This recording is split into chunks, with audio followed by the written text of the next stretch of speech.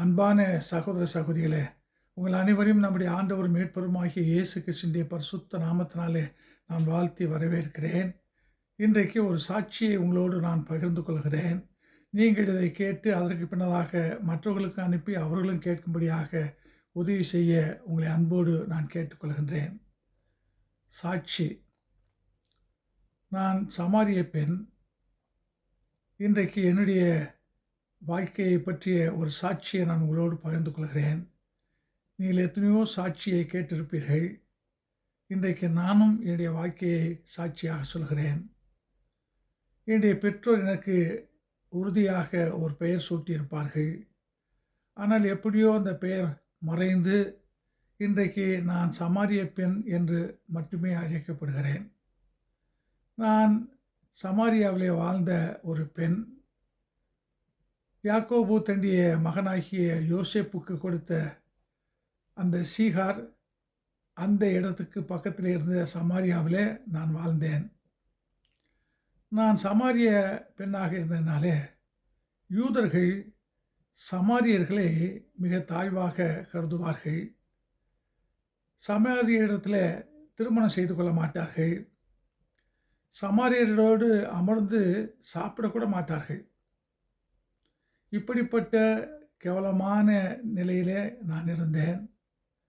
சமாரியர்களாகிய எங்களை அவுட்காஸ்ட் என்றும் low cost என்றும் யூதர்கள் சொல்லுவார்கள். எங்களுடைய மதத்தை பற்றி நான் சொல்ல வேண்டும் என்றால், கெர்சியம் மலையில் இருக்கக்கூடிய அந்த தொழுகை கூடம், அங்கே தான் நாங்கள் சமாரியர்களாக தொழுகை செய்வோம். யூதர்கள் எருசலேமிலே தொழுகை செய்வார்கள். நாங்கள் வேத புத்தகத்தில் இருக்கக்கூடிய முதல் 5 புத்தகங்களை மட்டுமே எங்களுடைய வேதமாக நாங்கள் எடுத்துக்கொண்டோம். மற்றவர்களை நாங்கள் ஏற்றுக்கொள்வதில்லை.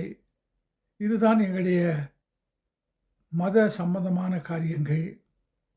இப்படி நான் வாழ்ந்து கொண்டிருந்த போது ஒரு பாவ வாழ்க்கையை நான் வாழ்ந்தேன். எனக்கு திருமணமாகவில்லை. ஆனால் பல ஆண்களோடு நான் வாழ்ந்தேன். அவர்கள் உண்மையாகவே எனக்கு கணவர் அல்ல. இப்படி தப்பான வாழ்க்கையை நான் வாழ்ந்து கொண்டிருந்ததினாலே என்னுடைய ஊர் மக்களே என்னை பகைத்தார்கள். என்னை பார்ப்பதற்கு அவர்கள் மிகவும் அருவருப்பாக அந்த காரியத்தை கருதினார்கள். இந்த நிலையில் நான் ஒரு பாவியாக, ஒரு பாவ பெண்ணாக, சரியாக சொன்ன போனால் விபச்சார ஒரு பெண்ணாக நான் வாழ்ந்து கொண்டிருந்தேன். ஒரு நாள் நடந்த அந்த சம்பவம், நிகழ்வு என் வாழ்க்கையிலே ஒரு பெரிய திருப்புமுனையாக, டேர்னிங் பாயிண்ட் என்று சொல்வோமே, அதுவாக அமைந்தது. அதை நான் இன்றைக்கு உங்களோடு பகிர்ந்து கொள்கிறேன். நான் தண்ணீர் எடுப்பதற்காக சீகார் என்ற இடத்துல யாக்கோபுடைய கிணறு இருக்கிறது. அந்த கிணற்றுக்கு நான் போனேன். நான் சென்ற நேரம் இந்திய நேரப்படி பகல் 12 மணி. வேத புத்தகத்திலே யோவான் 4ஆம் அதிகாரத்தில் 6ஆம் வசனத்தை நான் பார்க்கும்போது 6ஆம் மணி என்று யூத மணியை அங்கே பார்க்கிறோம். அது இந்திய நேரத்துக்கு சரியாக பகல் 12 மணி. பொதுவாக பெண்கள் தண்ணீர் எடுக்க அதிகாலையிலே போவார்கள். ஆனால் நான் பகல் 12 மணிக்கு சென்றேன் என்றால் காரணம், நான் யாருடைய பார்வையிலும் படக்கூடாது, என்னை யாரும் பார்த்து கேவலமாக பேசிவிடக்கூடாது என்பதற்காக என்னை மறைத்து மறைத்து வாழ்ந்தேன். அன்றைக்கு நான் தண்ணீர் எடுக்க போன போது எனக்கு பெரிய ஒரு ஆச்சரியம் காத்திருந்தது. அந்த தண்ணீர் கிணற்றுக்கு அருகாமையிலே ஒருவர் உட்கார்ந்திருந்தார். அவரை நான் பார்த்தபோது நிச்சயமாக அவர் ஒரு யூதராகத்தான் இருக்க வேண்டும் என்று சொல்லி நான் முடிவு செய்தேன். நான் கிணற்றுக்கு போன போது அவர் என்னை பார்த்து தாகத்துக்கு எனக்கு தண்ணீர் வேண்டும் என்று கேட்டார். எனக்கு ஆச்சரியமாக இருந்தது. பொதுவாக யூதர்கள் சமாரியரிடத்தில் எதையும் வாங்க மாட்டார்கள், எதையும் வாங்கி சாப்பிட மாட்டார்கள். இப்படிப்பட்ட நிலையில் ஒரு யூதராக என்னிடத்தில், சமாரிய பெண்ணாகி என்னிடத்தில் கேட்கிறாரே என்று சொல்லி எனக்குள்ளாக ஒரு ஆச்சரியம். ஆனாலும் என் வாயை திறந்து அவரிடத்திலே பேசினேன். நீங்கள் யூதர், நானோ சமாரிய பெண். உயர்ந்த குலத்தினுடைய ஒருவராக இருந்து தாழ்ந்த குலமாக கருதப்படுகிற என்னிடத்தில் எப்படி நீங்கள் தண்ணீர் கேட்க முடியும் என்று சொல்லி கேட்டேன். அப்போது அவர் அந்த உரையாடலை தொடர்ந்து என்னோடு உரையாடினார். என்னோடு பல காரியங்களை பேசினார். அவர் சொன்னார், உன்னிடத்தில் தண்ணீர் கேட்பவர் யார் என்று நீ அறிந்திருந்தால் நீ அவரிடத்தில் தண்ணீர் கேட்டிருப்பாய். ஏனென்றால் அவர் உனக்கு என்றென்றும் தாகம் எடுக்காத ஜீவ தண்ணீரை கொடுப்பார் என்று சொல்லி சொன்னபோது எனக்கு பெரிய ஆச்சரியமாக இருந்தது. ஜீவ தண்ணீரா? நான் கேட்டேன், இது எங்களுடைய மூதாதையராகிய யாக்கோபு எங்களுக்கு கொடுத்த கிணறு. இதிலே தான் அவருடைய பிள்ளைகளும் அவருடைய ஆடு மாடுகளும் தண்ணீர் அருந்தினார்கள். அதில் இப்பொழுது நீங்கள் என்னிடத்தில் தண்ணீர் கேட்கிறீர்கள், ஆனால் ஜீவ தண்ணீரை கொடுக்கிறேன் என்று சொல்லுகிறீர்கள். உங்களிடத்திலே அந்த தண்ணீரை எடுப்பதற்கு வாளியோ கயிறோ எந்த பொருளும் இல்லை. அப்படிப்பட்ட நிலையில் எப்படி நீங்கள் ஜீவ தண்ணீரை கொடுக்க முடியும் என்று சொல்லி நான் கேட்டபோது அவர் சொன்னார், இந்த யாக்கோபினுடைய கிணற்றிலிருந்து நீங்கள் எடுத்து சாப்பிடுகிற இந்த தண்ணீர் உங்களுக்கு திரும்ப திரும்ப தாகத்தை ஏற்படுத்தும். ஆனால் நான் கொடுக்கிற அந்த ஜீவ தண்ணீர் உங்களுக்குள்ளாக நித்திய நித்தியமாக ஊறுகின்ற ஊற்றை போல் அதை ஊறிக்கொண்டே இருக்கும் என்று சொன்னபோது எனக்கு ஆச்சரியமாக இருந்தது. நான் இதுவரை கேள்விப்படாத புது புது காரியங்கள் எல்லாம் சொல்லுகிறார். அப்படி நாங்கள் பேசிக்கொண்டே இருக்கும்போதே அவர் என்னை பார்த்து சொன்னார், நீ போய் உன் புருஷனை அழைத்து வா என்று சொன்னார். எனக்கு தான் புருஷன் இல்லையே, உண்மையை சொல்லிவிடுவோம் என்று சொல்லி நான் அவரிடத்தில் சொன்னேன், எனக்கு புருஷன் இல்லை, கணவன் இல்லை என்று சொன்னேன். அப்போது அவர், நீ சரியாகத்தான் சொன்னாய், உனக்கு புருஷன் இல்லை, நீ ஏற்கனவே 5 ஆண்களோடு வாழ்ந்தாய், இப்பொழுதும் ஒருவனோடு வாழ்கிறாய், இந்த 6 பேரும் உனக்கு புருஷன் இல்லை என்று சொன்னார். அதை கேட்ட உடனே எனக்கு தூக்கி வாரி போட்டது. என்னுடைய வாழ்க்கையில் நடந்த அந்த காரியங்களை அப்படியே சொல்லுகிறார். உண்மையாக நான் ஆண்டவர் இயேசுவை பார்த்தது அதான் முதல் தடவை. அப்படி என்றால் அவரும் என்னை முதல் முறையாக அப்போது தான் பார்க்கிறார். இப்படி முதல் முறையாக பார்க்கிற இவருக்கு என்னுடைய வாழ்க்கை எப்படி தெரியும்? நான் வாழ்கின்ற வாழ்க்கை ஒரு எக்ஸ்ரே படம் போன்று அதை எனக்கு அவர் சுட்டி காட்டுகிறார். ஆச்சரியமும் அதிசயமாக இருந்தது. தொடர்ந்து அவர் என்னோடு பேசுகிறார். இந்த தொழுகையை பற்றி பேசும்போது சொன்னார், நீங்கள் கெர்சிம் மலையில் இருக்கக்கூடிய இங்கே கடவுளை தொழுகிறீர்கள், யூதர்கள் எருசலேமில் இருக்கக்கூடிய யெகோவாவை தொழுகிறார்கள். ஆனால் எங்கும் கடவுளை தொழலாம், ஏனென்றால் கடவுள் எங்கேயும் இருக்கிறார். ஆனாலும் கூட ரட்சிப்பு என்பது யூதர்கள் மூலமாகத்தான் வரப்போகிறது என்று சொல்லி அதையும் சொன்னார். சொல்லிவிட்டு சொன்னார், இந்த தண்ணீரை நீங்கள் அருந்தி கொண்டு இருக்கும்போது அல்லது நீங்கள் இந்த தொழுகையை செய்யும்போது ஒரு காரியத்தை நீங்கள் ஏற்றுக்கொள்ள வேண்டாம். நீங்கள் புரியாததை வணங்கி கொண்டிருக்கிறீர்கள், நாங்கள் புரிந்ததை வணங்கி கொண்டிருக்கிறோம் என்று சொன்னார். இப்படி பேசிக்கொண்டே இருக்கும்போது அவர் சொன்னார் மறுபடியும், கடவுளை எங்கும் தொழலாம், ஆனால் கடவுளை தொழும்போது ஆவியோடும் உண்மையோடும் தொழ வேண்டும் என்ற அந்த கருத்தை திரும்ப என்னிடத்திலே வலியுறுத்தி சொன்னார். அப்போது நான் அவரிடத்திலே சொன்னேன், மேசியா என்பவர் வருவார் என்று நாங்கள் எதிர்பார்த்து கொண்டிருக்கிறோம், வரும்போது எல்லாவற்றையும் எங்களுக்கு அறிவிப்பார் என்று நான் அவரிடத்தில் சொன்னபோது அவர் சொன்னார், உன்னிடத்திலே பேசுகிற நான் தான் மேசியா என்று சொன்னார். கேட்ட உடனே எனக்கு ஆச்சரியம் தாங்க முடியவில்லை. எனக்குள்ளாக ஏற்பட்ட ஒரு மகிழ்ச்சி, இப்படிப்பட்ட கேவலமான பாவ வாழ்க்கையை வாழ்ந்து கொண்டிருக்கிற நான் என் கண்களினாலே மேசியாவை கண்டிருக்கிறேன், என் வாயினாலே அவரோடு நான் பேசி இருக்கிறேன் சொல்லி மகிழ்ச்சியை கட்டுப்படுத்த முடியாத அளவிற்கு எனக்கு இருந்தது. அப்படி மகிழ்ச்சியை நான் பெற்றபோது எனக்குள்ளாக ஏற்பட்ட ஒரு உணர்வு, யான் பெற்ற இன்பம் பெருகை வையகம் என்று சொல்லுவோமே, அதைப்போல நான் கண்ட இந்த உண்மையை என்னுடைய ஊர் மக்களும் காண வேண்டும், நான் கேட்ட இந்த நல்ல செய்திகளை அவர்களும் கேட்க வேண்டும் என்று சொல்லி, நான் தண்ணீர் எடுக்க வந்த அந்த குடத்தை அந்த கிணற்றிலேயே வைத்துவிட்டு எங்கள் ஊர் பக்கமாக ஓடுகிறேன். ஊர் மக்களிடத்தில் நான் கண்ட கேட்ட எல்லாவற்றையும் சொல்வதற்கு ஓடுகிறேன். ஓடும்போதே எனக்கு ஒரு சந்தேகம் வருகிறது.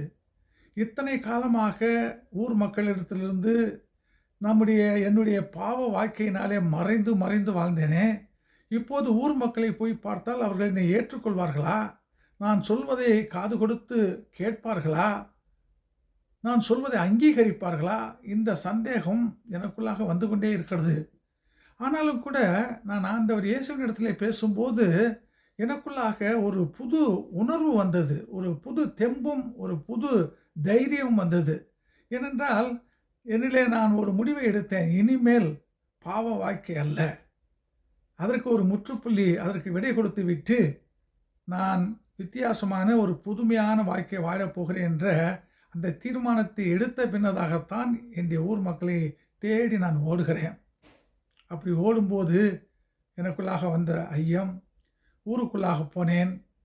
ஊரிலே மக்கள் எல்லாரும் இங்கும் அங்கும் போகிறார்கள். ஆனால் யாரும் என்னை ஏறெடுத்து பார்க்கவில்லை.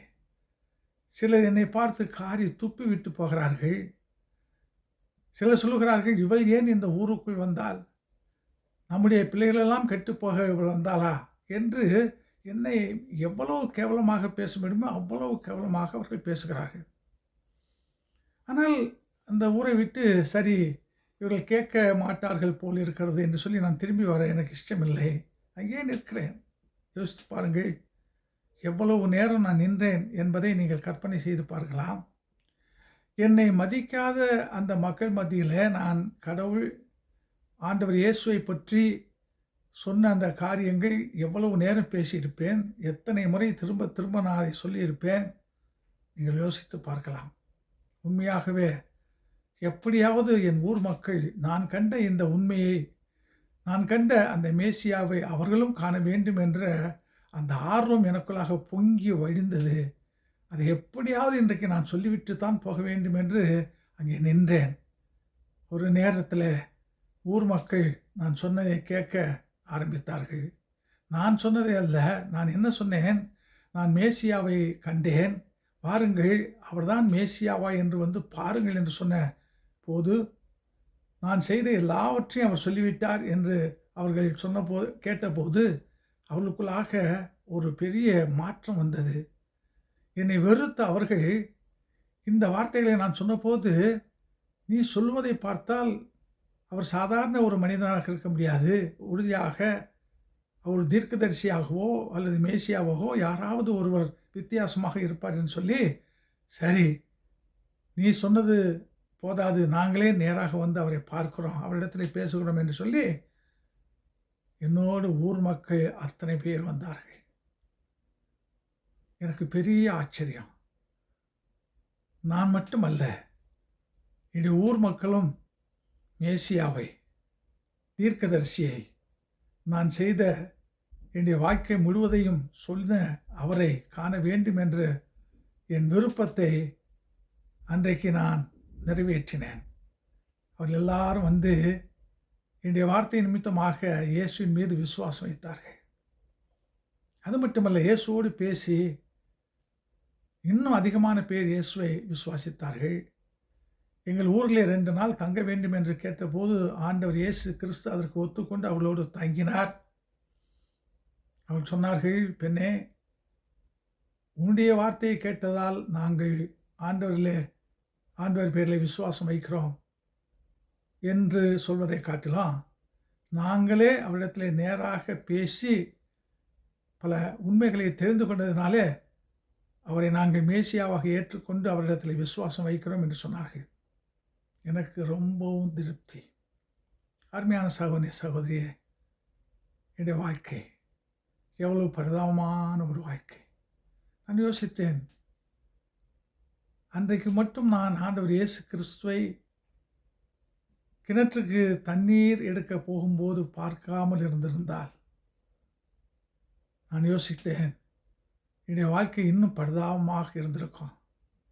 இன்னும் சில ஒரு ஆண்களோடு நான் வாழ்ந்து நோய் உற்றவளாக மரித்திருப்பேன். கேவலமான ஒரு வாழ்க்கையை வாழ்ந்தவளாக, பாவத்தில் வாழ்ந்து பாவத்திலே இருந்து பாவியாகவே நான் மரித்திருப்பேன். ஆனால் இயேசு கிறிஸ்துவை நான் சந்தித்தது, நான் ஏற்கனவே சொன்னவனமாக என் வாழ்க்கையிலே ஒரு பெரிய புதிய திருப்பம். அன்றைக்கு எனக்குள்ளாக மாற்றம், என் வாழ்க்கையிலே மாற்றம். ஆண்டவர் இயேசு கிறிஸ்துவினுடைய வார்த்தைகள் என்னை புது மனுஷியாக ஆக்கினது. என்னை ஒரு புதுமை பெண்ணாக ஆக்கினது. நான் இயேசு கிறிஸ்துவை சந்தித்த பின்னதாக பழைய வாழ்க்கைக்கு நான் முற்றுப்புள்ளி வைத்து, அதற்கு விடை கொடுத்து, அதற்கு பை பை சொல்லிவிட்டு, ஆண்டவருக்காக பேசவும் ஆண்டவருக்கு உழைக்கவும் நான் தீர்மானித்தேன்.